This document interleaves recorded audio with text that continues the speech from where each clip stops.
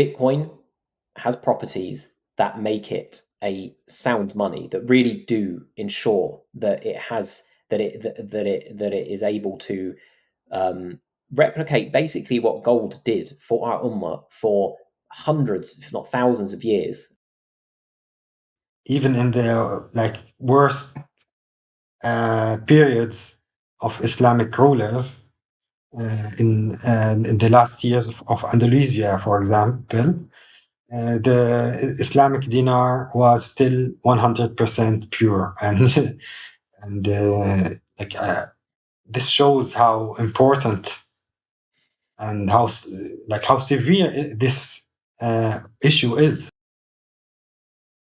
I want people to be able to understand things in the simplest way possible, as well as being able to be entertained by the rabbit holes and the Yeah, by the all the tangents that we can go on. But it's important to sometimes bring it back to basics, I guess. yeah. I think last time we had deeper conversation, and maybe people did not quite follow how this is also all connected. Mm. And also with our meeting with brother Abdullah, I think from the reactions I saw for people who are not so well informed about Bitcoin, they don't not these kind of conversations could help them, but they don't provide this introductory um, base ground for them.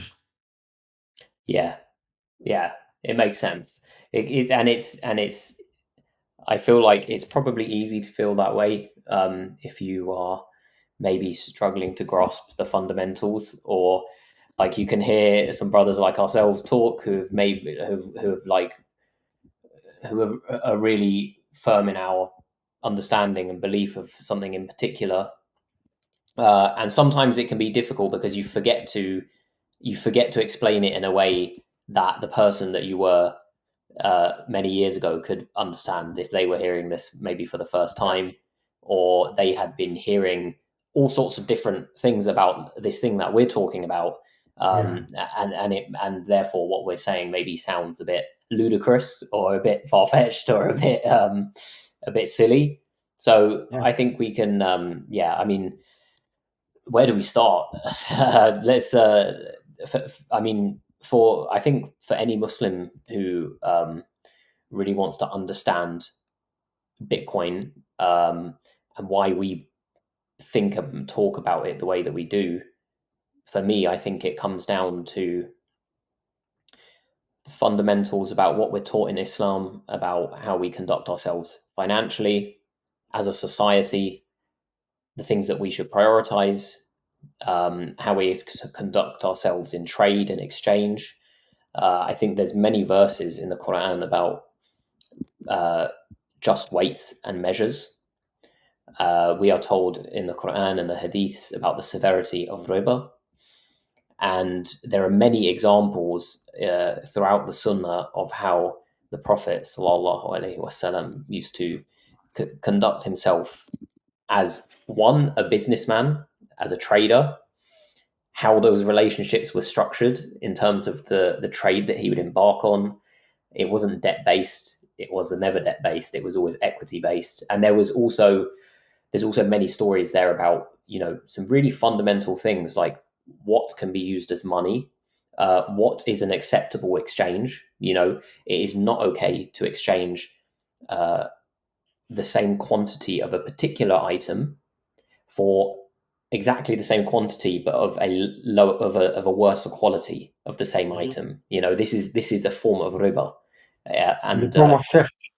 yeah, and a form of theft. Exactly. We have so many stories like this, and of course, I'm summarizing a lot of them because if we were to go into detail on all of them, one, I'm not knowledgeable enough to tell the exact story word for word off the top of my head. But two, equally, we could be here for many hours if we went into each one individually. But there's many examples from the Sunnah, from the Quran about these things.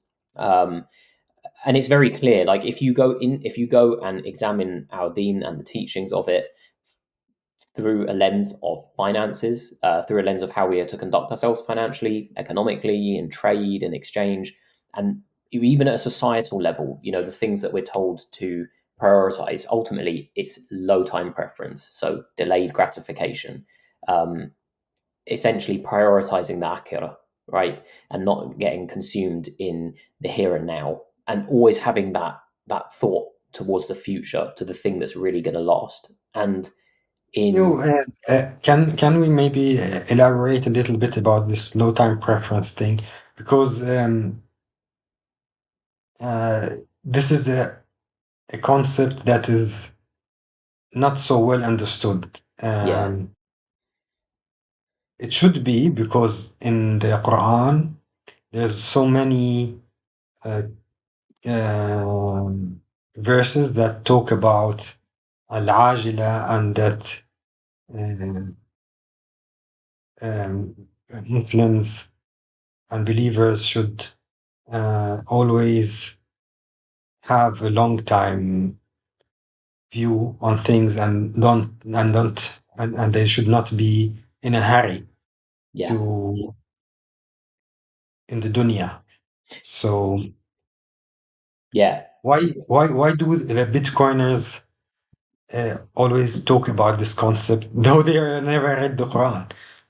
Yeah, Bitcoiners talk about low time preference because the phrase low time preference is coined by Austrian economists, and especially, which is a very popular economic school of thought amongst Bitcoiners, because it talks about the importance of having money that cannot be diluted and debased. It's a very central part of that economic theory.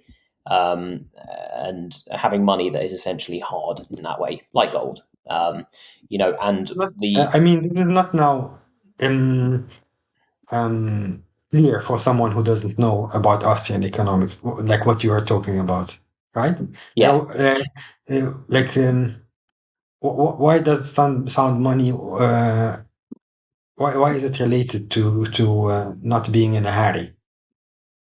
yeah. So this is where it comes from, right? The the concept of low time preference is essentially the delaying of gratification today for something better in the future, right? Mhm. And we know this is not just an economic thing, but we've all heard the stories, about like the marshmallow experiment with the kids, where the kids who delayed the gratification and didn't take the marshmallow, on average, ended up being more successful in their later life. I know this has been disputed by others since, and there's been, so many will say that this is not accurate. Fine, okay. I think it's pretty evident that if you observe the reality, that people who delay gratification end up benefiting from that. Delaying gratification, foregoing from an economic sense, in what we call low time preference, is essentially just that. Low time preference is, at a societal level as well as at an individual level, is rather than rather than being obsessed with consumption of today, spending everything that you can to enjoy as much as you can today, because perhaps you are uncertain about the future. uh, People tend that's what we call a high time preference, right? A high time preference is where people prioritize today and the immediate. So it's like the opposite of delaying gratification. So why might a person raise their time preference, and why might a person not be willing to delay gratification? So the primary reasons for that would be uncertainty about the future, and uncertainty about the future could stem from many different things.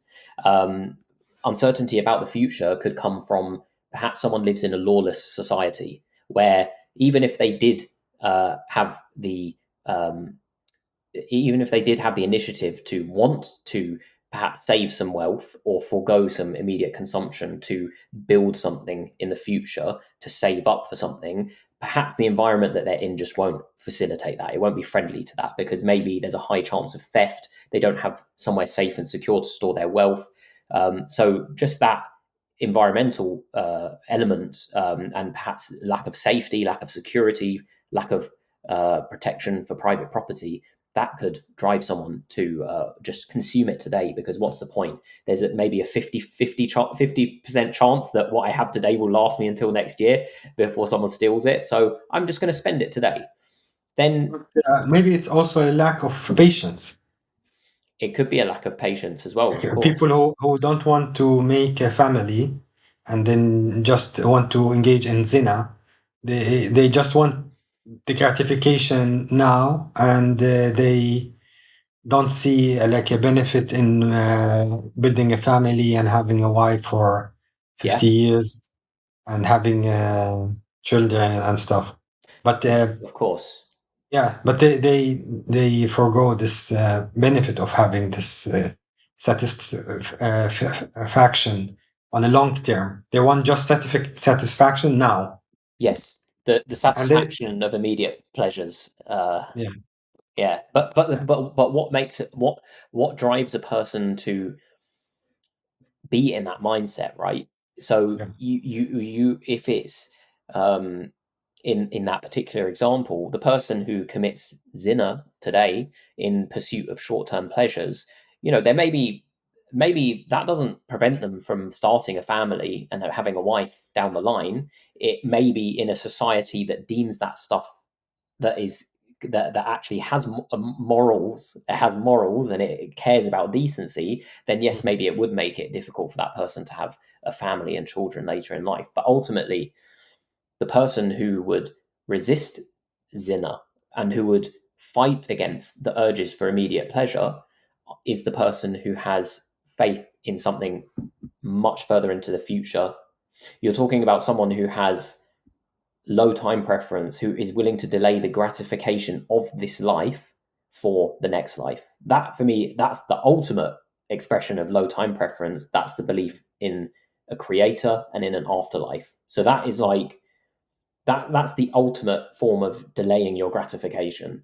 It is yeah foregoing the things that seem like they will give you satisfaction now, even though you know that they will harm you in the future, in the yeah akhirah, in the for eternity. yeah. This is the best example of low And time preference. the confusion now comes by uh, most of the Muslims and non-Muslims.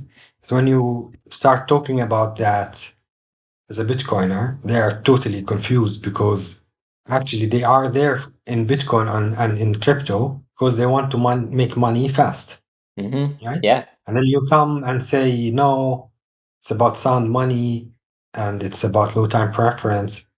So, but can you show the listeners or explain how is low time preference related to Bitcoin and how is that related to sound money? sure. It comes back to a question that you asked me earlier, which I didn't answer properly. So let me answer that, because, um, like I said, the term low time preference is essentially just delaying your gratification, and in the way that I've just explained, there's many ways a person can do that. They could do it economically. They could do it, in terms of like sacrificing the dunya for the akhirah. These are different ways of lowering one's time preference and delaying gratification. So the term of low time preference became popularized from an economic school of thought called Austrian economics, which was very much based around having a form of money that held its value over time. And the way that money holds its value over time is it's hard to create more of it, right? So we know that if we look at, we don't have to look far. We can all look at what has happened to us over the last 5 to 10 years. What has happened is a massive, massive increase in the supply of money, the quantity of money around the world. Trillions and trillions of new dollars have been created by central banks around the world. When that new money is increased, there's more and more money, and unfortunately, it goes to people who tend to hold the most wealth already, but this is besides the fact. The fact is, society now has many more units of money. And on the other side of that equation is goods and services. Goods and services does when you print more money, you do not print goods and services. They cannot be conjured out of nothing into thin air. In order to produce goods and services, people have to start up businesses. They have to save up. They have to delay some gratification to invest into a business venture that is going to allow them to produce products and services for society. You can't just suddenly, even existing businesses cannot just suddenly double their rate of production. You know, um, people cannot go and suddenly dig up double the amount of lithium for their batteries or double of the amount of gold for their electronic circuit boards. So the money grow the amount of money grows, the goods and services barely grows. You have more money now chasing after more goods and services. So the only balancing out that can happen here is that the price of these goods and services has to rise to match the amount of new money that exists. Okay, so this is of course what happens when a money it's easy to create the form of money that everyone uses. And this And is something new, right? It's not something uh, that is part of capitalism as like throughout the history. Never we had uh, this situation that we have now that money can be printed without limits.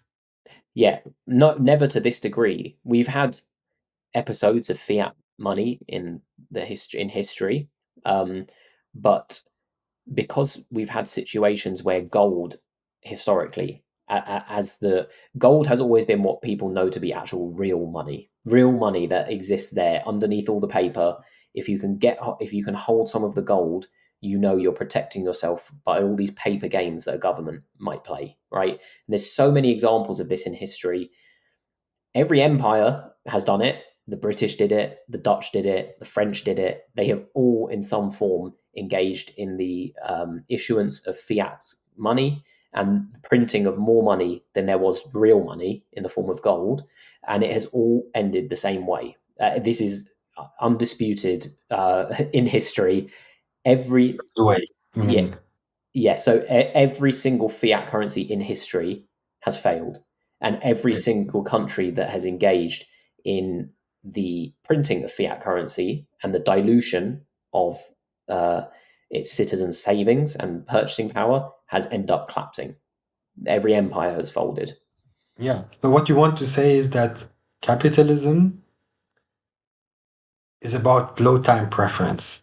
That means that I uh, save so in order to have capital, right? So Yes, I delay the immediate gratification. I do not spend all the money I have on the pleasures that I want to have now. I say I delay these pleasures for later and engage in accumulating capital yeah, so that I have a project. I can open a project, for example, and then this will lead to an income that is stable and I'm not in debt. So I am a capitalist when I am not in debt and I have saved money for my project.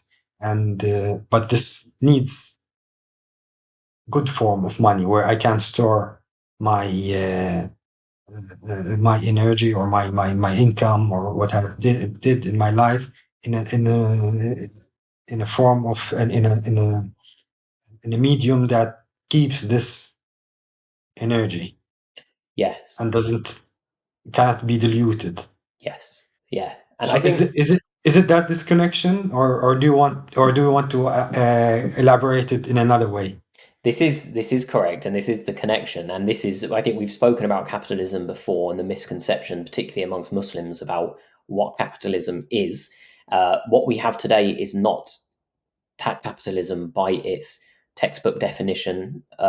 You could argue that we maybe have never really seen true capitalism in its pure form.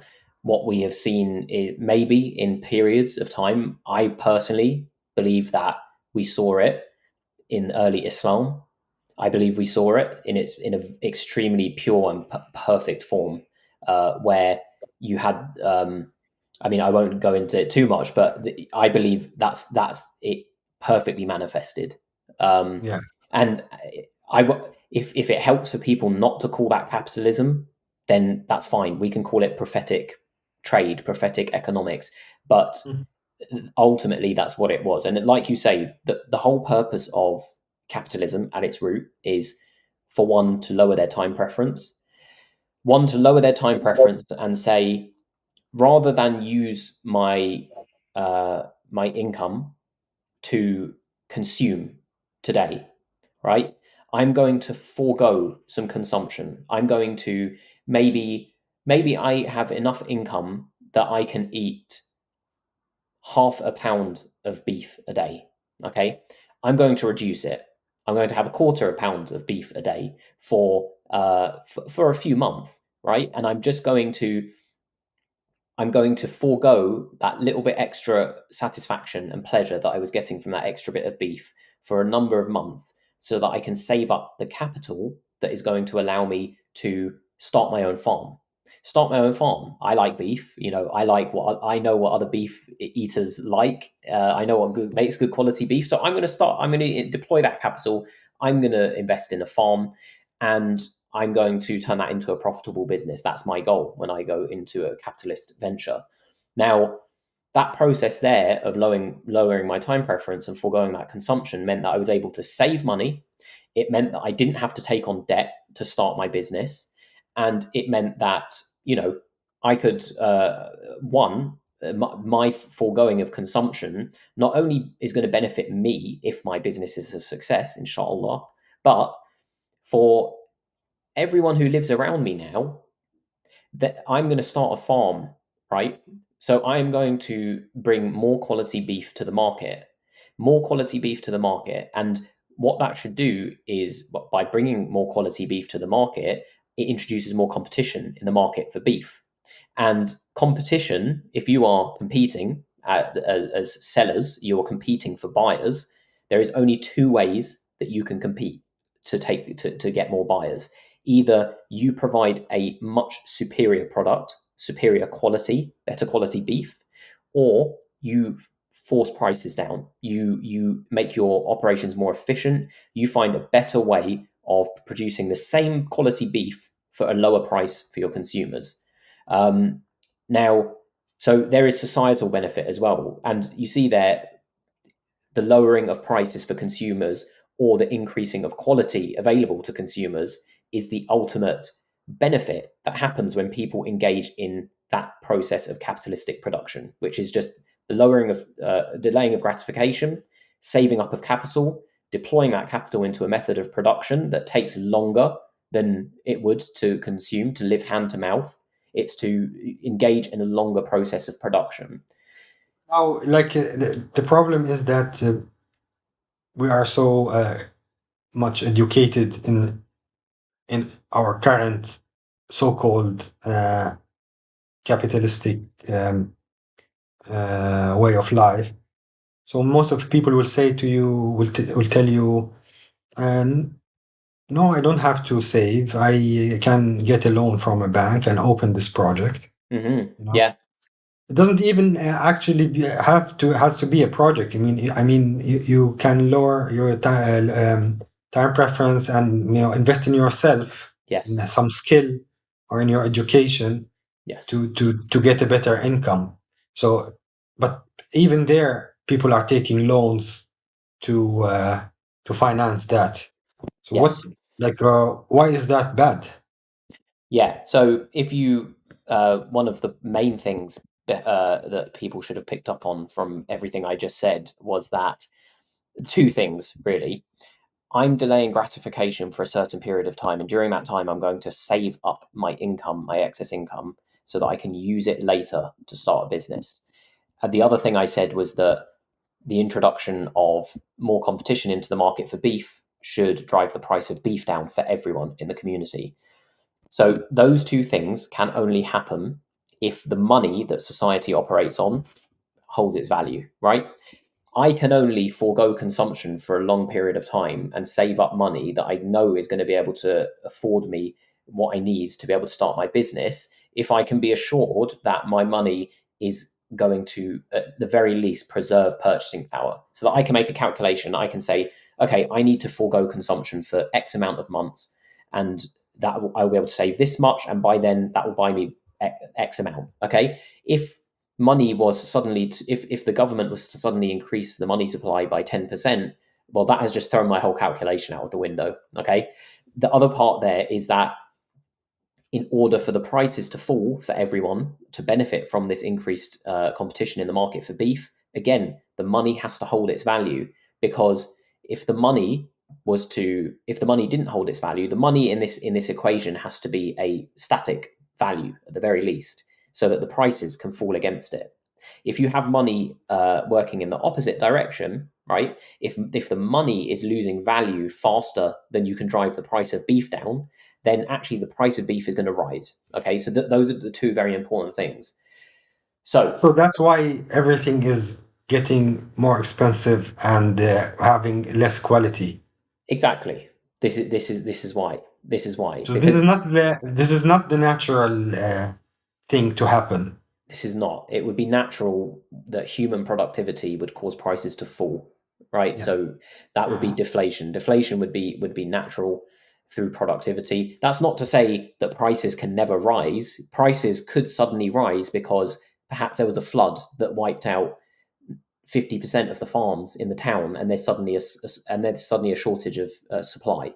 You know, these Yeah. things can happen, but the trend over time due to human productivity against a monetary unit that cannot be just arbitrarily created out of thin air is that prices of everything should fall. And the reason I wanted to revisit that point and just stress that point is because it helps me to answer your question about why what people might say is that, well, I don't need to save to start my business. I can just go get a loan to start the business. Mhm. Okay, you can. What would be a more Islamic way of funding your business there would be to take your wits and your know how and your knowledge and your exciting business idea that you believe you have good insight on and you believe you can execute on, and go and find a owner of capital. Go and find someone with wealth who will invest in you and your idea, and you can both share in the risk and share in the profit of that venture. That would Yeah. be an Islamically aligned way of funding your business. That's equity based financing. And equity based financing is great because there's real capital at risk, which means you have to make real calculations. Because if you decide, you know, you cannot just burn through cash endlessly before until something just sticks and throw ideas at the wall, you know, or just, you know, both the investor and you as the entrepreneur are very invested in the success of this thing. You're going to be cautious. You're going to put a lot of time and effort and thinking and detail into deciding what is the product you're going to bring to market, what's the strategy that you're going to use to bring it to market, who's your target audience. What we have today from this mindset of I'll just borrow, I'll just borrow money, pay it back with interest to fund my business idea. The problem with this is that by its very definition of what I've just described, of what capitalism is in its truest sense, and by capitalism, I just mean that lowering of the time preference, saving of capital, deploying of capital into ventures, into entrepreneurship, into improving your own skills. Capital does not need to be money, it can be time, it can be human capital. Okay. So if in this scenario now, what I just described of capitalism, it can only work. It can only work if the money holds its value. If you cannot just arbitrarily create more units of the money, if it's really hard to make more of, right? Now, how does that work if people take on debt? Okay, I've got a business idea now. Rather than me going and finding an investor who believes in my vision and who is willing to put trust in me and executing on that vision, I'm just going to say, well, I'll go to a bank, you know, I'll take £50,000 off them and I will pay it back at 10% interest. Okay, now I've got my £50,000, great. I've got my startup capital for my business. Now, in order for me to pay back my £50,000 plus 10% interest, What's very important for people to understand is that in this system, the bank did not the bank did not take £50,000 cash that it had in its vaults and give it to me. It created it out of thin air. Okay, that's how money comes into existence. Banks create money out of nothing in the form of loans. So there's the £50,000 that they've created out of thin air. I'm expected to repay that back, but I'm also expected to, and that money now exists. That money now exists. The fiat paper money now exists, £50,000 worth. It can be paid back because I could just take it right now if I wanted to in cold hard cash, and I could give it straight back to the bank, and that would be cancelled out. However, it wouldn't be cancelled out because there's 10% interest on top. And that 10% interest did not get created. The bank did not create that 10% interest. Okay. That means that at some point, I have to find an extra £5,000 from somewhere to pay the bank back that doesn't exist. Okay. Now, I've decided to finance my business in this way. Great.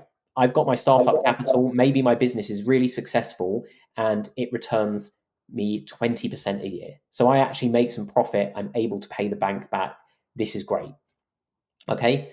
But what you've introduced is a system where now, if you think about how did I make a 20% profit on my business venture? Maybe I made 20%. That's pretty good, right? My whole concept of being able to pay the bank back easily, right, relies on what I should really hope that the value of money does not increase in that time span that I need to pay the bank back, right? Because one, in order for me to pay the bank back, I've had to go and find that extra money from somewhere. If what I was doing was genuinely productive and others around me were also engaged in productive business, then we should be driving the costs of everything down. Okay. That would mean that for me to pay back my £50,000 plus interest with with prices falling, I'm going to have to pay back more in real terms, right? The very introduction of debt as a mechanism of financing is completely contradictory to this model of capitalism that requires a form of money that can't be debased in order to succeed, in order for prices to fall. Once you introduce debt as the financing mechanism to business, which is basically the default financing mechanism for businesses in all capitalist societies, so-called capitalist societies, we should call it Western crony capitalism is probably the better suited name for it. Debt is the default financing mechanism. Debt comes with interest on top.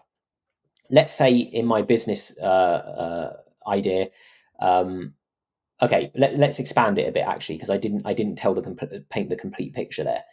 I managed to make £20,000 profit. I managed to pay the bank back. Great.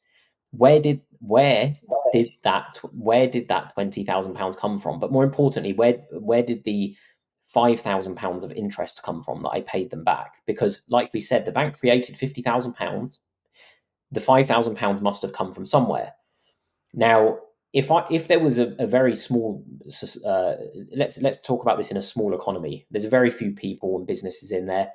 In order for me to pay that money back to the bank, I've had to extract £5,000 out of the economy and give it to the bank to pay off the interest. If the bank has funded some other businesses in the economy through the same financing mechanism of debt, they also have to pay back 10% on top of what they borrowed. If I have just taken £5,000 of what would be interest to be paid to the bank out of the economy, how are they going to pay back the bank? Those other businesses, I've taken it out of the economy. And in order for them to find it, they have to go and find it from someone else. Now, the last thing the bank wants in this scenario is for the borrowers to start defaulting, because if the borrowers start defaulting, it causes a credit collapse, which we've seen before. Anyone who's been alive in the last, anyone who's old enough to remember the year 2008 will know what a credit collapse looks like. Okay. Now, if in order to pay back my interest, I've had to suck out £5,000, that is £5,000 those other businesses can't get their hands on, which means one of them at least one of them is going to have to default if they can't find the money from someone else. You know, there is, and now the only way that every single business in this economy can continue to borrow from the bank and pay back the bank with interest is that the bank must just continue to create more and more new money with interest on top that is never going to it's never going to exist, actually, right? It's just going they're going to have to create new money so that so that someone can pay back someone else who can pay back the bank the interest, and this is a cycle that keeps continuing. In order to make sure that that person doesn't default, the bank lends to another person who becomes the customer of that first person, so that they can pay the interests of the first person's loan so that they can pay back the bank. You compound this over the century that it's been happening, really. I know we left the gold standard in 1971, and this is when kind of nations all around the world were able to print as much money as they wanted. But it's been happening long before that, really. It's been happening since the 1930s when Roosevelt confiscated the Americans' gold and completely devalued the dollar against gold. You know, it's been happening this whole time. It happened in 1914 during World War One when the Bank of England the Bank of England was the worst money printing of all because they just hit the print button on a printer and there was no financial engineering. They just printed more money, and they didn't even try. You know, there's a big cover up there that people should read into. But this has been happening. You compound this process over a century, essentially. And just imagine now the amount of interest that has added up that hasn't will never exist. It will never exist. This is the amount of money that must be paid back. It's debt that exists in the economy that is owed to someone. And here's the amount of actual real money. The compounding effect of this more and more debt being issued out of thin air with interest, with the riba, continuously over a century and longer, and it just compounds and if anyone's ever looked at a chart of what compounding growth does to anything, you know, a modest 4 to 5% a year, which I can tell everyone now is half at least of what they've been creating every year for the last century, would you would see a hockey stick trend like that. Yeah. And it's so much worse. I can't remember the exact figure, but I believe the quantity uh, of money, i.e., the M2 money supply in the world versus actual money, essentially the debt outstanding versus the quantity of actual money that can be used to pay it back. The mismatch is so huge that if everyone tried to pay back their debts at once, I don't even think we would get maybe 20% of the way through everyone clearing their debts before we actually ran out of money and Wow. the entire system collapsed. And I appreciate I've gone on a bit of a tangent there, but I just wanted to illustrate how once you start introducing debt with riba as the financing mechanism, it absolutely destroys a society. And because what we've seen there is you introduce a system where borrowing must just constantly continue in order for the previous person to be able to pay back the previous person's loan, and it's a vicious cycle. It's just layers and layers and layers. Now, what does this do to the people and the businesses? This is the important thing, right? So here we had that model of and no matter what anyone wants to say, this is the model for me that early Islam was built on economically. It was built on people nurturing and preserving capital, deploying that capital in ways that were beneficial to society, and society flourished under this model. And societies have every single society that has operated on a sound money, and by sound money we mean a money that is hard to create more of. Every single society has flourished under that standard. Okay, um, the And Islamic society flourished the most because it also benefited from the Sharia, which kept society in a great way. You know, it helped the society to remain free of some of the things that plague us today.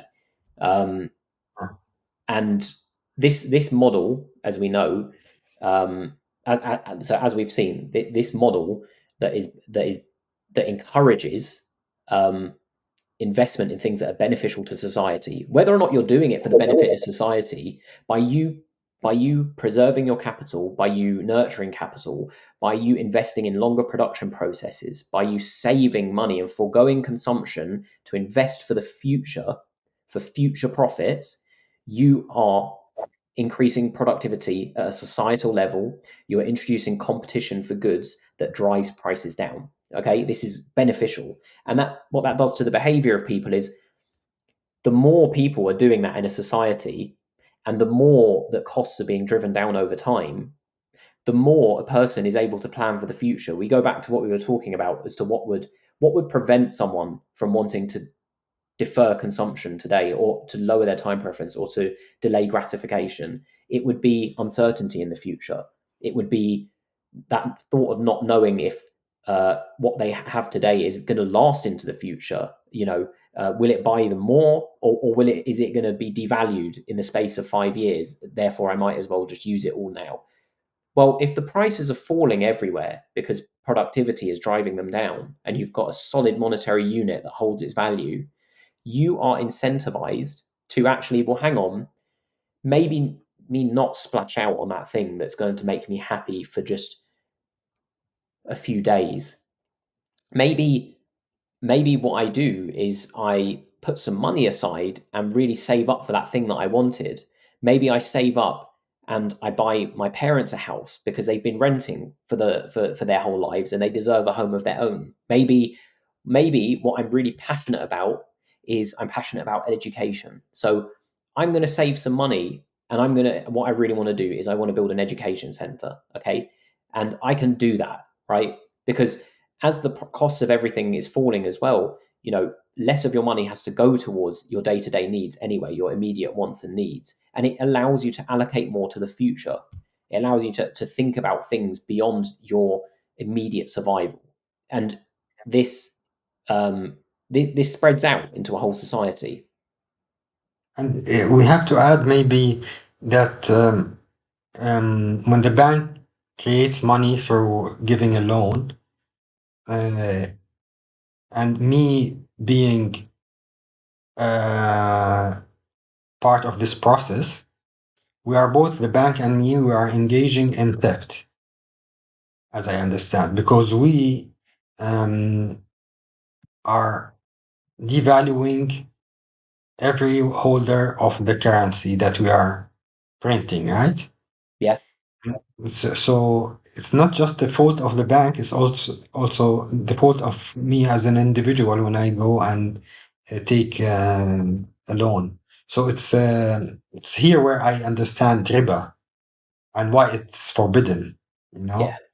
yeah, And so it's not just a moral, religious question. It's also something that will not have a good effect on your business, because you are you have to pay back the money, and usually it's a big stress factor in your company.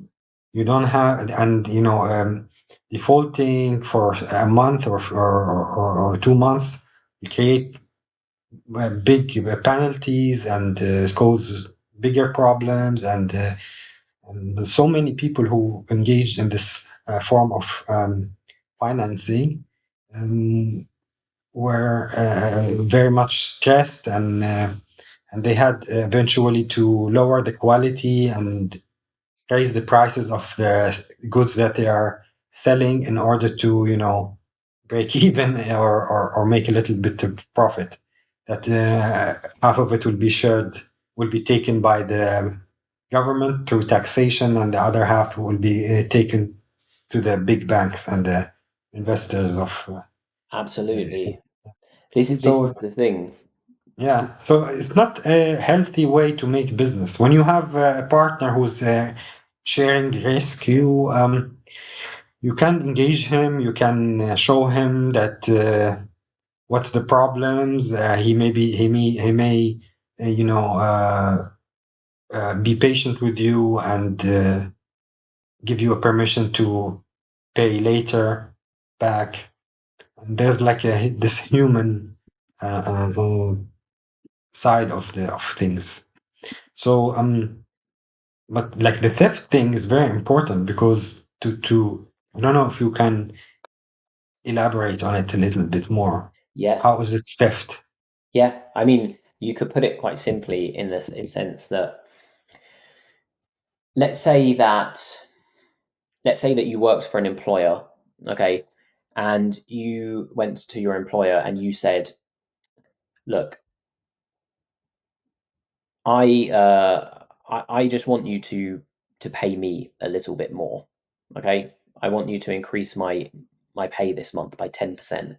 And your employer turns around to you and says, "We can do that for you, but it will unfortunately, in us doing that, what it will do is we're going to have to create some more tokens to pay you in, and when we do that, it's going to make everyone else's tokens worth less. They're not going to be able to buy as much food. They're not going to be able to, some of them will not be able to afford their rent this month, but you will get your pay rise. You will He will get the not thing that tell you you need." that, but he will do it, right? Yeah.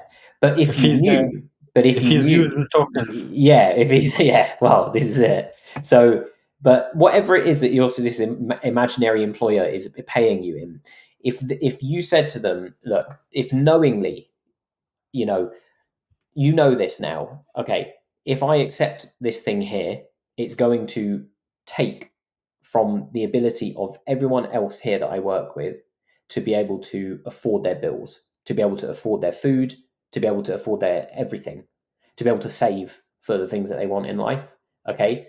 If I knowingly accept that offer from my employer has stolen from those people and I have stolen from those people. You know, you haven't physically taken something from them, but you have you have taken the purchasing power of their money, and that is just as bad as stealing the physical money. It's the same Yeah, thing. it's a brilliant way to steal, you know. Yeah, and this is Yeah. it. It's a method that's been used by uh, rulers and those in power for many centuries, on many occasions throughout history, to silently tax their population. This is the ultimate form of tax, and it's so sadistic and it's so clever because nobody really notices it. Because The older form is it of this one or of this method is that they were mixing other metals yes, into the coins, right?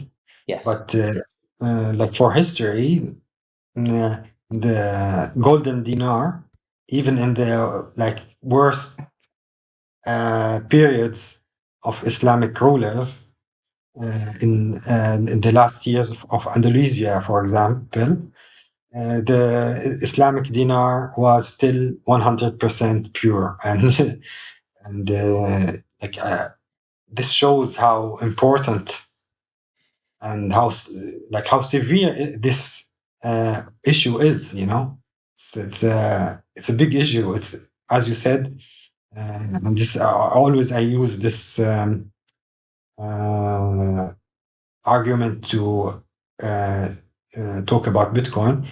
It's about the right measures. this is it. When the measures are pure and standardized, this is it. This is practicing the commands of the prophets throughout history. Most of them were talking about not stealing and not um, uh, um, diluting or manipulating the measures. Yes, yes, this is it. We have this should just tell Muslims how important it is that in all of Islamic society they maintained a money that did not get diluted, that maintained its purchasing power. And any of the Islamic rulers and caliphates and leaders who did engage in the debasement of money, we saw very quickly what happened to their caliphate. We saw this is how the Ottomans eventually collapsed. They began debasing coinage. They began taking on debt and riba, and very quickly things fell apart. What was a society of the Ottomans where the Waqf system was everywhere throughout the Ottoman Empire, providing for people, for all of their needs all throughout their life. Once they turned to the debasement of money, and they turned to taking on the riba, and that whole model that I described earlier of the only way, once you introduce interest-bearing debt into the equation, is this endless cycle of having to issue more, and people, it's just a grabbing. It's everyone trying to grab so that they can pay off the looming debt and their interest payments. It's Yeah. just everyone trying to stop their part of the house of cards from collapsing. And what that introduces is, you look at the Ottomans, it was on sound money. It was not indebted. It had the Waqf system everywhere, providing for its citizens. They started debasing the coinage. They started taking on debt. In order to pay back the debt, you have to keep debasing the coinage as a silent tax. When things get really bad, the Waqf system that was protected by law for centuries, it's not just protected by law, it's protected by Allah. This is the Sharia, okay, the protection of the Waqf. And they turned these things, these public endowments, into, well, they're private endowments, but they were welfare endowments. They started extracting from them. They started changing the laws around the Waqf. They started taxing the Waqf. It essentially just got squeezed, as all things do in every society that embarks down this path. Is they just start squeezing and squeezing everything that they can out of it, and eventually it collapses. And that right there just shows you. You compare that to the other historic Islamic civilizations. There's so many examples of where did they stuck to the sound money because it was so important. And we really see what happens when it gets abandoned. But I just wanted to the reason that I want to make that really clear to Muslims is that this is fundamentally the reason why those of us who believe Bitcoin is so important for our ummah. This is like probably the most fundamental reason why, is because we look at how important sound money was to the Muslims, that for centuries and centuries they did not debase that coinage because they knew what that meant for them, right? If they were to debase that coinage, they were participating in riba. It's a form of riba. To that mechanism of, if you remember, there's two types of riba. The one riba is to give a loan and receive back interest. Yeah, this is the riba.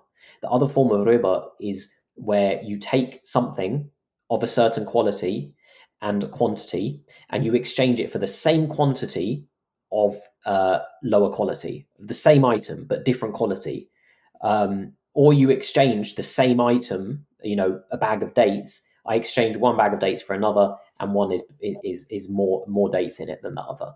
Okay, these are forms of riba. Yeah. So, and riba is one of the seven destroyers. It is one of the greatest sins in the Quran. The way it is talked about in the Quran and the Sunnah is like nothing. You are not going to find many things talked about in this way. Allah and His Messenger declare war on the person who engages in riba, right? So Yeah.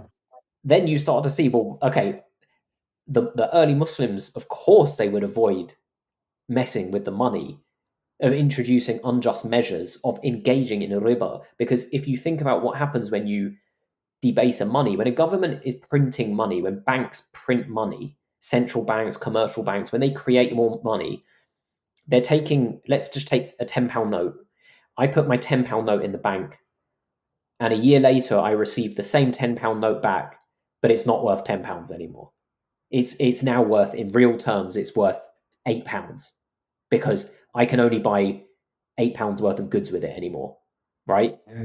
So what they have done is they have taken something from, there is an exchange has just happened in which I have exchanged the same fungible item for the same fungible item back, but of a lesser quality, and that is riba.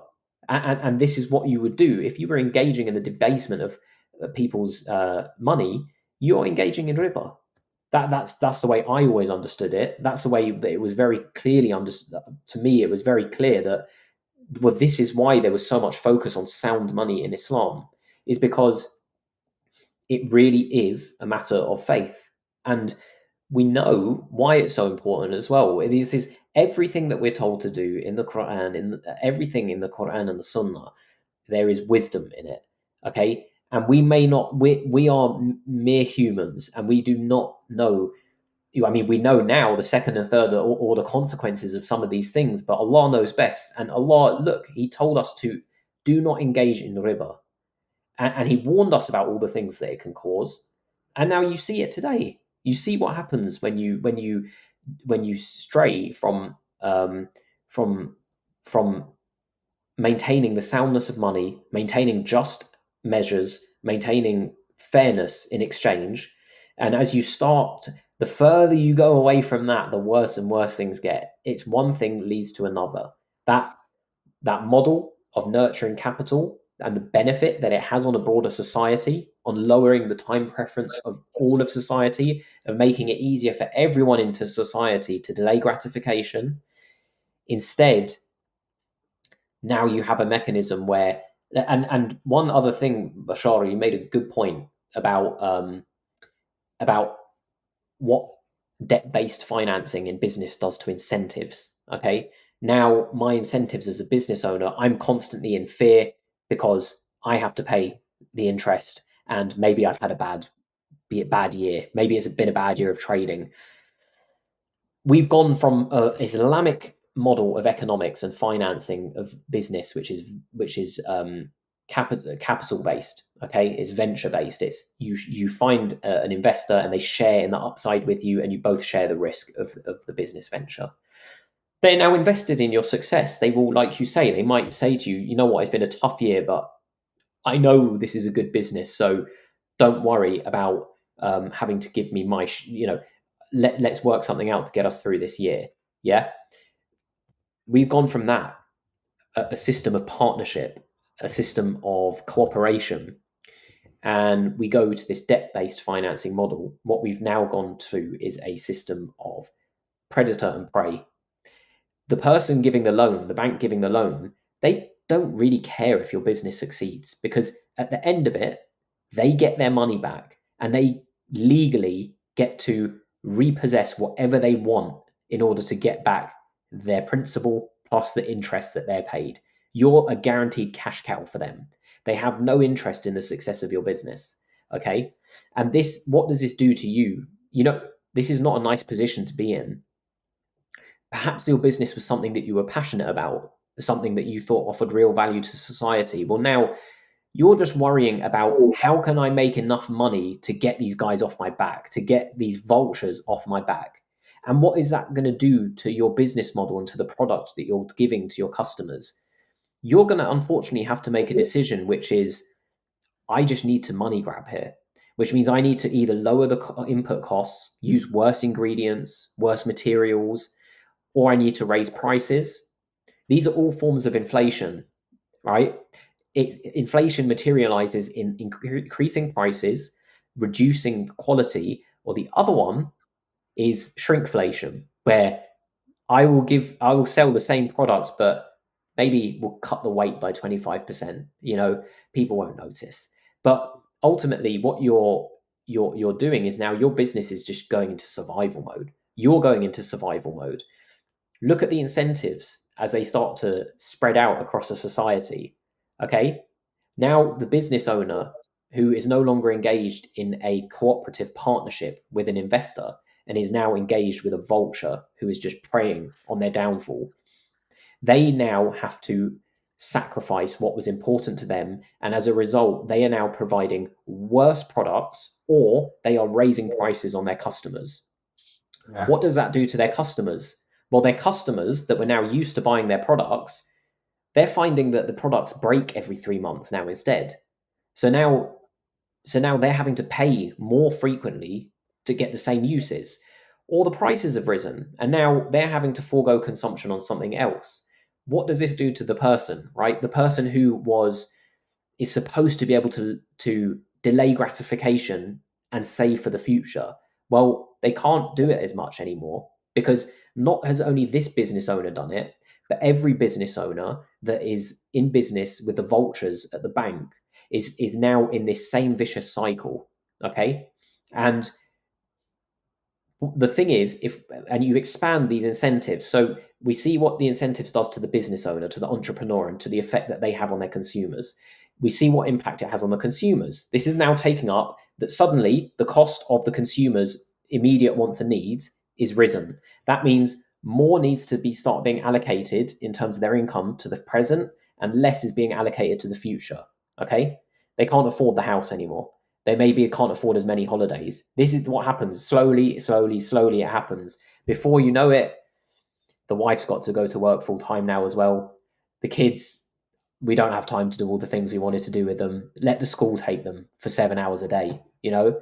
Um, It's maybe, all, now also, like if you ask anyone, why are the prices rising, he will tell you like so many things that he heard in the radio or television or at school. That yeah, it's because there are too many people on Earth, or that Putin invaded Ukraine, or Hormuz is closed, or Trump went crazy, and this and that. They like the whole educational media system that we live in gives you answers for why things are that way they are now.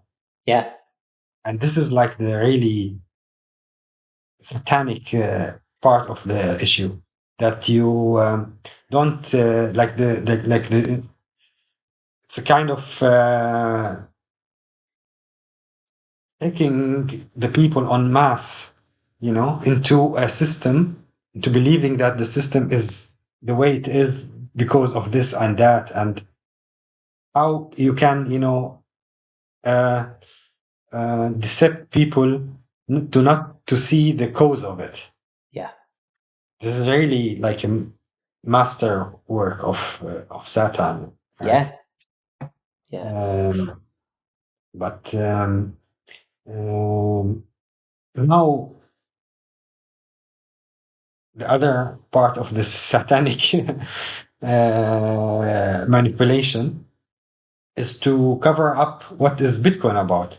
That Bitcoin is sound money, and Hmm. it's not just a token that is created out of thin air on computer. Why can you explain why is Bitcoin sound money? Like most of the people will say no, it's like just paper money and but in form of digital. Yeah. So I just wanted to finish up one thing at the end quickly, which just Mm, before I move on to that, which is that, yeah, like you mentioned, um, it's there's always a reason for why the prices must go up. Okay, but you look at those examples that you gave. Okay, this Russia did this, Trump did that, this happened here. Ask anyone who tells you that. This is for anyone listening. Anytime someone tells you that, maybe it's a professor at your university. Ask them, well, why does it cause the prices to go up and then stay there? Why don't they drop down afterwards? After yeah, maybe once Trump stops being crazy, why don't the prices come back down? Right? Okay. Well, then they'll tell you, maybe they'll say that that's when maybe they'll get a little bit more honest with you. Maybe they'll say, well, actually we need the prices to keep rising. Like, we need it because otherwise, if they didn't rise, people would stop spending. They would stop yeah, spending. This is my favorite one of all. They will say people will stop spending because what they're it's basically saying there is they're saying, if we don't steal from people, they won't buy our crappy products, which makes you question the quality of half of the things that drive GDP in our economy. Would anyone even choose to buy this crap if their money wasn't a melting ice cube in their hand? And the answer is probably no. And that's what the whole Western economy is built on. It's just this ridiculous cycle of stealing from people so that they continue to buy your crap, right? Did I tell you about my AI conversation with ChatGPT about this issue? No. Like, like I began, like you said, like that step by step about the money creation and that it's theft, and it agreed on everything. That the printing of money by giving out a loan is a kind of theft of the holders of money, etc., etc. And then, when it came to prices and deflation and why is that happening, it totally said, as you said, uh, that prices have to be higher, otherwise people will we will have deflation and we will have a big problem in economy and disaster. Yeah. It, This is it did their not want any in any way be convinced of, and this shows how deep this deception, uh, how deep its work roots are. yeah. Yeah. And well, and the thing is, if you think about why would everyone be so eager to push this narrative around that this is good, it's healthy, this is what we need, otherwise people won't buy things, otherwise we need it to stimulate growth, right? Like Yeah, yeah. growth for the sake of growth is somehow beneficial to anyone. um Mhm. you know, you have to go back to those incentives that I was describing, right? If every business owner or the majority of business owners are funding their business venture through debt, through interest bearing riba debt, and they are constantly under pressure to pay back that interest, there we already saw what it did to their incentives at the entrepreneur level, the business owner level, the customer level. But we talked about what happens on a sound money, on a true capitalist form, a capitalist process of production, and that happens with lowering costs over time, with reducing the time preference of society over time. Okay, that's the incentives on that side of things. The incentives on this side of things now are, well, if I've borrowed £50,000 and there's 10,000 and there's 10% interest, I owe £5,000 of interest. It will be a lot easier for me to pay all of that back if the money just loses value a bit every single year, right? So when you have an entire society funded by debt, and we know that it's not just the business, this is inevitable. This is not necessarily even because people are just choosing to fund themselves by debt. It's kind of it is embedded into the system because the money, as we discussed at the start, comes into existence in the form of debt as loans. This is the only way money comes into existence in this system. So it's not necessarily that people are deliberately choosing to engage in riba and in debt. It's kind of just the default. Like it's much harder to step away from that and forego it than I could. I don't want to make it out like this is an easy choice for people to make and they're just choosing the wrong choice. I'm just trying to paint out the reality for people and understand the incentives and how the incentives affect everyone from the bottom up. So now you have an entire society of people who actually, in order to keep their necks above water, they need prices to keep rising. They need the value of money to keep falling so that they can keep paying back their debt obligations. And when that is the incentive of everyone, you know, everyone is going to be willing to turn a blind eye to the truth of the fact of what's really happening here, which is theft, which is riba, which is all of the things that are completely against our beliefs as Muslims. That even Muslims will turn a blind eye to this because this is the architecture of this system. It is built in a way where everyone is consumed by it, and the incentives of it are extremely strong. They're really, really strong because ultimately you're incentivized to turn a blind eye to this stuff, to just let it kind of carry on because actually, if it all fell apart, you'd probably be screwed. You'd probably be screwed because you took on some debt. You funded a business venture through some debt. Maybe you're leveraged up. You've bought more things than you can actually afford, because rather than foregoing consumption and saving for things, you've opted for different things. You've opted for credit cards. You've turned into just a consumer, just a non-top top consumer. And for the consumer, for the person who has consumed more than they should reasonably have consumed, this system is what keeps them going. Mhm. Right? So what can you do? This is it, end to end, right? And I want to now circle this back to the question that you just asked there at the end, which was, why is Bitcoin sound money? Right? As well as answering that, why is Bitcoin sound money? I want to bring it. I'll start with that, and then I want to bring it back to just showing people how clearly important this is to Muslims, right?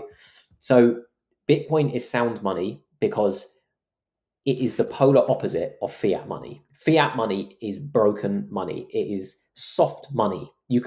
There are groups of people in our society who can just create more of it.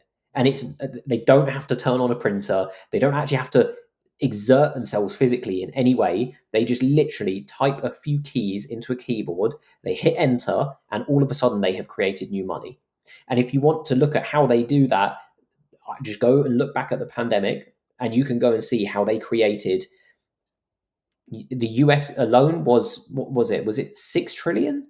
Was it 6 trillion? I believe it. The numbers were astronomical. It was like it is beyond belief the amount that was created. I don't think it was 6 trillion in the US. I believe it may have been 3 trillion, or there's at least 3 trillion of that money still stuck in their banking system as banking About half reserves of like worldwide, I think it's about half or 40% of money in what circulation. has ever been created in Yeah. history, but only in few years they Yes. created so much. Yeah. It's, It was an astronomical amount of money, and if you look at it, even compared to what they did in 2008, if you look at it compared to what they did in all the previous times that they've gone through big rounds of money printing, it makes everything else look like a drop in the ocean, right? So and this is what happens when so as we've seen, sound money is money that holds its value over time. Okay, now what does it actually mean for a money to hold its value? Right, what we've seen is that fiat money definitely doesn't hold its value. Money that can be created more of, if we remember, the quantity of money is going up, the number of goods and services are staying here. That just means the goods and services have to get more expensive. It means it becomes incredibly hard. You can't save for the future. This is why people can't afford homes without mortgages, why people can't even get a car without some kind of financing agreement, because it's incredibly difficult to save up for anything that you want, because the value of your money is just going down and the cost of everything else is going up. This is what happens on soft money, on unsound money. Now, why is Bitcoin sound money? Why is it hard money? Why does it hold its value? And what you have to, it's quite simply a matter of supply and demand, which is a very basic economic concept. Okay, the supply of a money must be the thing. Basically, if goods and services increase in supply faster than the money, then that money is going to buy you more goods and services. That's quite simply how it is. So even if you did, let's say we even had fiat currencies that increased by 6, 7, 8% a year, the quantity. But if goods and services were actually increasing by 10% a year, you would actually be getting, your purchasing power would be increasing. You could actually say then that you do have some quite sound money in comparison to goods and services, because that's what it's all relative to. It's how much does the supply of that money increase versus the supply of goods and services. Okay, now gold has always increased on average about 2% a year. So what it's done, gold over history, that's basically been about the rate at which the goods and services increases, and that has meant that they've pretty much increased in tandem. A lot of the time, the goods and services have increased a bit more. Productivity booms, they cause it to go up faster than gold, you know. But generally, gold has held its value for centuries. It will buy you roughly the same thing that it did today 1,000 years ago. It has the same purchasing power. Okay. Now, that comes from a few properties, scarcity being the main one. Scarcity ensures that that people can't create more of it. It's hard to create more of. It means that you own a certain amount, and you know that certain amount relative to everything else in the economy, goods and services, is going to be pretty close to what it was when you first decided to save it. There's other properties that make it a sound money, but fundamentally they all come down to scarcity. But something can, if something is going to be scarce, that obviously gives it value compared to everything else around it that is not scarce. But you have to be able to take that scarcity into the future. It has to be able to be durable so that it can last into the future, and it has to be easy to transport across time, so easy to hold into the future, and it has to be easy to move from place to place so that you can take it to go and actually use it to exchange for things. Okay, these are all properties of a good sound money. Gold had all of those properties, and gold did a fantastic job for preserving purchasing power for centuries for people. And this is why gold was the money of Islamic societies. Okay. Bitcoin has all of these properties, and that is quite simply all it is. Was deliberately engineered in a way that tried to mimic the properties of sound money, to create digital scarcity, which had never existed before Bitcoin existed, to be easy to transport anywhere in the world. I can take the 12 words in my head and I can go to any country in the world and I have my wealth with me. It's easy to transport across time. I can take the 12 words into the future at zero cost. It costs me nothing to take Bitcoin all the way across the world. It costs me nothing to take Bitcoin 20 years into the future. Okay, you have all of these properties that essentially what they do is they ensure that Bitcoin as a monetary unit, that if you store your economic energy in it, its supply is not going to change, which means that goods and services that get produced, they're going to just get cheaper over time. Everything is going to fall in price against Bitcoin because Bitcoin's supply can never change. It will only ever be 21 million coins. And if people want to understand how it remains at 20, how we know that it will only be able to be 21 million coins, that's probably a whole nother discussion in itself that inshallah we will have. We'll have many more conversations like that at the Muslim Bitcoin Summit in October in London as well, Yeah. inshallah. But I would encourage people to come and learn about that stuff because I know it sounds silly for someone to just say it'll only be able to ever be 21 million coins, and therefore we know that prices are going to fall against it forever. Okay, how do you know it's going to be 21? Like, what's the guarantee here? Believe me, it's guaranteed, and we and that warrant that deserves a whole dedicated piece in itself, which we don't have the time for right now. But this is ultimately what makes Bitcoin sound money. It's its properties, right? It's its properties. It's its ability to preserve the economic energy stored in it, protect it from debasement. No one can create more of that unit. No one can create more Bitcoin. No one can devalue Bitcoin over We can time. actually maybe in a simple way describe what's going on in Bitcoin and why it's difficult to devalue it, right? Yeah. Like the fact that every computer basically can uh, have a part in controlling the network and in a decentralized way, um, and the fact that the white paper that you have behind you Yeah. uh, uh, ensures mathematically that the properties of Bitcoin and its soundness, the simplicity of this code, um, the, the fact that so many people are running nodes that are uh, making these checks on the Bitcoin network. All of this is part of why Yeah. uh, Bitcoin can hold its value And if and stays scarce. Yes, and I would encourage every Muslim to go and read the Bitcoin white paper because it will take you 5 to 10 minutes. And if you're confused about any of the things that it says on it, just just Google them or to speak to ChatGPT about them. Have a conversation with it. It's very easy to understand. It's actually so simple that it will frustrate you that that something so simple can produce something so important. And one thing I would like to compare it to for Muslims that I think is just one of the best comparisons is that how do we ensure that the Quran stays preserved through all of these centuries? How have we ensured that it's stayed preserved, that it stays preserved today? How do we ensure that nobody can bring forward a fabricated version of the Quran in any corner of the world ever? Yeah. It is because millions, millions, if we talk about all the generations before, millions upon millions of people have memorized the Quran in their mind, right?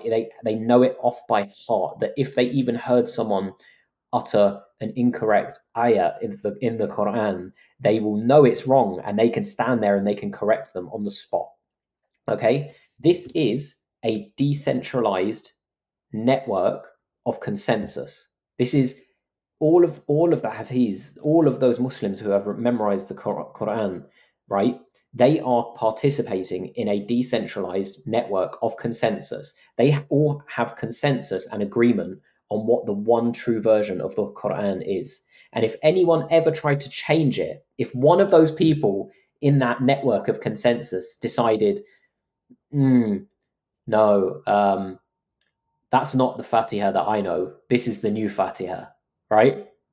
Then all of those other members of that network, they're going to turn around and they're going to say, no, it's not. We reject that. We know that it's wrong. That is not the Quran. This is the Quran. If you want that, you go over there and you start your own thing. That's not the Quran, right? And that is what this network. If there was a if every single Quran on the face of this earth was burnt, we would still have it preserved in perfection, and no one would be able to suddenly produce a new printed version of it that would suddenly be accepted as the Quran because we have the one that is preserved in this decentralized way. That is how Bitcoin is preserved. That's how the Bitcoin network is preserved. That's how Exactly. we, that is how Bitcoin ensures that there can never be more than 21 million, that no one can create more of it, that no transaction can be censored, that no one can stop you using it, no one can double spend, no one can send you one Bitcoin and send someone else the same one Bitcoin because all of these nodes in consensus agree on the rules and they agree on the ledger and they share it and the minute someone tries to contribute something to the network that changes those rules, that changes the supply of 21 million, that changes the emission schedule, i.e. the reward from mining the blocks, that changes any of these things, it gets rejected by the rest of the nodes. And yes, people will give you endless examples of ways that this could be compromised with a 51% attack and various other mechanisms, but there are some very good counter arguments to why that even a 51% attack would be not something of great concern. The economic incentives behind Bitcoin there are such that everyone who runs a node is participating in protecting their wealth, their money, is participating in ensuring the soundness of the money that they want to operate on. And Mm. that is very important to people. And you cannot put a price on that. And if that was easy to compromise, believe me, by this point, someone would have changed the consensus rules of Bitcoin. Someone would have increased the supply cap. Well, yeah, there are, of course, people who tried to change it, and they Yeah. ended up with their own crypto Yes. shitcoins, right? Yeah. And we all see what happened to their coins and what value they have now. Yeah. So Yeah. they will not be part of another form of it is also language. Like if I decided now that the word house has another meaning than a building where I live in, um, I'm practically creating a new language, and people will not accept it. So Yes. it's yeah. So it's also language is one form of like preserving language is also one form of a decentralized bottom-up way uh, to preserve a system or to like the rules of to preserve a set of rules. Yes. Yeah. Yes. So, And one thing I would like to that is really important for people to understand, and this kind of circles it all back mm, to the start, right? Which is, well, why is that? We can now see. Okay, I would hope that anyone listening to this, any Muslim listening to this, who maybe had questions, probably still has loads of questions, and I would tell them, please, please, please come to the summit in October. Inshallah, we'll be able to, you know, dive further into discussion. I welcome people to bring their skepticism and concerns and questions. questions, all of it, because it's all about discussion. Okay, like we want to help people understand stuff, but we also want to help. We also want people to feel free to tell us why they think we're wrong. Like I think that's important. You know, Uh, trust me, we've heard it a lot. So everyone's got thick skin, right? You know, like can deal with any thoughts that you may have. But I'm hoping from listening to this, when you hear these things explained, is that you see that Bitcoin has properties that make it a sound money that really do ensure that it has that it is able to um, replicate basically what gold did for our ummah for hundreds, if not thousands, of years. Okay, for a digital age, because this is all it was ever. This is all it's meant to be. But we're not talking about gold in the way that people are used to gold as today. This thing that you just hold, right? We're talking about gold that our ummah used to use as its money. Okay, we're talking about the mm, gold that you exchange in, you trade in, the gold that you use for saving, for spending, for all of it. Okay, this is what Bitcoin is, and it is a sound form of money, just like gold was for our ummah, right? And I'm hoping that what people will have got from going through this explanation is understanding that the importance of sound money, the effects of abandoning sound money, and how all of that ties into what we all know. We all know we're taught in Islam, you know, these important things that all stem from low time preference, from delaying gratification, from these are all so essential in Islam, from fairness in exchange, from just weights and measures, from the prohibition of riba. Okay, all of these things are made easier on a sound money.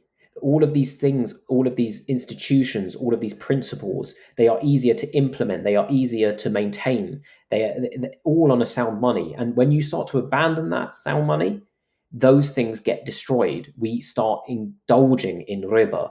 All of these institutions, the waqf, the delaying of gratification, even the process of wanting to start a family, you know, all of these quality of the products. exactly. Like one of the things that I was noticing when you were describing it is that like the soundness of the money and the right measure in the money uh, creates better products, and the unsoundness of money creates unsound products, right? Like they start to engage in shrinkflation, playing with the weight, and all this deception, you know. So this is very interesting how all of it is connected. It's Yeah. almost impossible to be uh, uh, um, not engaged in riba within the system that we live in Yeah, now. it it, it, So it is all it, connected. it is basically impossible. The hadith from the Prophet sallallahu alaihi wasallam, he talks about how, I can't remember the hadith word for word, but it's along the lines of riba will become so prevalent that even the one who doesn't engage in it will be inflicted by its dust. And Yeah. this is what we have today. Subhanallah, it's everywhere. It's in every corner of your life without even you even realizing. You're not consenting to this. Most people don't even realize, but this is the reality of it. And even if it's not in within a product or a thing or a financial instrument that you're interacting with directly, you are feeling the effects of it in some way because of those compounding effects that it has on everything, on those layers and layers and layers over time of riba and what it does. And Yeah. I think also it's important to say that I don't want it to appear like it's very important that earlier when we were talking about capitalism, I really urge Muslims when they hear these conversations, do not think of capitalism as what you see in America, what you see in the United Kingdom, what you see in any of these Western modern Western nations. This is not what we're talking about. We are purely talking about the textbook definition of the capitalistic method of production. It's a very, very specific thing. This is what capitalism is. The name has been hijacked, just like the names of many things have been hijacked. And what people label it as today is not what it is. And also, it's not to claim that just because you have sound money and you have a society that generally lowers its time preference, that all of a sudden every member of society is going to be a great human being, and that they're not going to engage in riba, and that they're not going to do theft, and that they're not going to do bad things, and they're not going to engage in riba, in zina and other short-term pleasures. People are going to do that, right? Especially in places that are devoid of any kind of moral compass, who lack faith. This is You're going to get that, you know, and this is so I don't want to make this into some kind of fairy tale. It's absolutely not. But Bad things will always happen, people will always engage in bad behaviors, but not ultimately on that scale that we have now. this is it's And what does it then, incentivize at scale. yeah, and then, uh, like, why are Bitcoin, Muslim Bitcoiners, so energized by Bitcoin, are so enthusiastic about it, is because a lot of us were seeing that so many problems that we have in our economy and society uh, are connected to the monetary system. I find this is a common thing among Bitcoiners, like in the Bitcoin Majlis, for example. A lot of people were coming from this background. They were seeing a problem in the monetary system, and Bitcoin answered a lot of their questions and provided solutions for the concerns that they had. So we, like, a lot of us, of course, are happy about the uh, wealth preservation and wealth growth that Bitcoin provided for us, but we are also coming from another angle, that we see problems in the society and we want to find solutions for them, and that's why like Bitcoin provides for us like a ground, base ground that's sound and strong to build upon. Yeah, Yeah, inshallah. and I hope we in the next coming summit in October in London, we will be providing these solutions that Muslims need, that Muslim communities need everywhere. Uh, Inshallah. Yeah. And I think you get more and more energized about it as a Muslim the more time you spend yeah, learning about things, because I didn't there's so many things that I didn't really know much about in Islam until I started learning about sound money, Bitcoin, a bit more. And this is where I started to learn about the system of Qadr Hassan, the system of the Waqf, the um, all of these Huge. things in Islam. Alhamdulillah, they're beautiful, and you just start to realize that how are we meant to live true to these things within this system currently? They are not compatible. Okay, No. they are just not compatible. This is a system of theft and extraction for everyone, not just Muslims. It does it to all of us, but uniquely for us, you know, it is a direct attack on all of these institutions and principles that we're meant to hold dear. And I would even question, like, these are things that do not pop up in conversation a lot. Like, I've never really heard many khutbas about riba, about waqf, about Qad Hassan. Very rarely have I heard these things be spoken about. It's only really once you get into um, learn you have to approach this with intent of actually learning what does our religion say about money and finances and economics and conduct and trade and commerce. Like, that's when you start to really get the understand the importance of these things, and you start to appreciate how amazing these things are, and how much they can help not just Muslims but all of society. So this is why you get more energized by it, because you see, like, you start to have this hope that, are we going to be able to revive these things? Like, are we going to be able to harness this tool and start to rebuild these things? And Exactly. inshallah we will. Inshallah.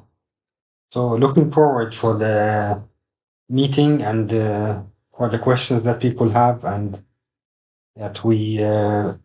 provide the solutions not only about money, because also the Bitcoin community has built a lot of tools for communication, for uh, apps and solutions for so many aspects of our life. Yeah. And yeah, it would be great to that more people, more Muslims know about them. Yeah, there's so much here for people to see that is Yeah, happening, that I'm like nowhere near where I need to be on adopting this stuff, but there is a whole nother system being built here that, no illusion, it's not nice and comfortable to adopt. Like, you have to like um struggle with it like and learn it a bit, and you do have to forego some comforts, but what is on the other side is is sovereignty as an ummah, and yeah, I just think that's so important. for sure. So inshallah, we have a good meeting, and I'm looking Inshallah. forward to seeing you, and Yeah, we make looking forward to more seeing you content, too. inshallah. Inshallah. Jazakallah khair.